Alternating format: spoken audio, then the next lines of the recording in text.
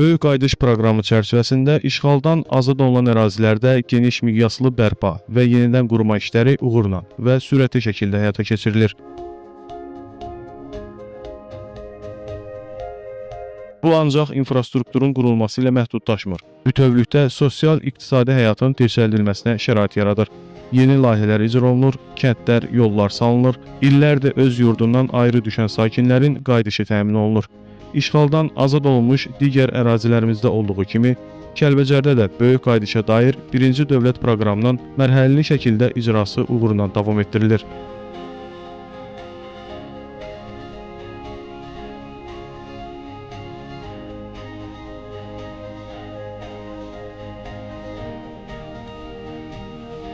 ...2026-cı il bizim üçün xüsusilə əhəmiyyətli il hesab olunur. Çünki bu il ərzində bir sıra mühüm obyektlərin istifadəyə verilməsi planlaşdırılır.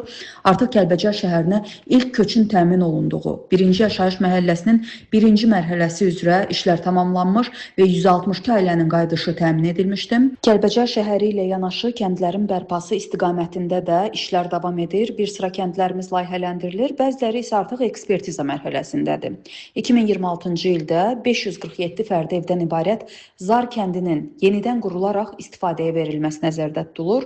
Belə olacağı təqdirdə elə kəndlərə də ilk böyük qayıdışın Zar kəndindən olacağı ehtimal olunur. Təhsil sahəsində də bir çox uğurlardan danışmaq olar ki, Kəlbəcər şəhərində unikal bir müasir təhsil kompleksinin açılması planlaşdırılır ki, bu kompleksdə öz növbəsində istər məktəbə qədər, istər məktəblilər, istər də peşə təhsili almaq istəyənlərə xidmət edəcək. Eyni zamanda bölgənin sosial-iqtisadi inkişafına ciddi təkan verəcək layihələr də həyata keçirilir. İsti su, müalicə istirahət kompleksinin də il sonuna qədər açılışı nəzərdə tutulur ki, bu kompleksin mövcudluğu həm də ölkəmizdə sağlamlıq turizmi potensialının artırılmasına da əhəmiyyətli dərəcədə öz töhfələrini verəcək.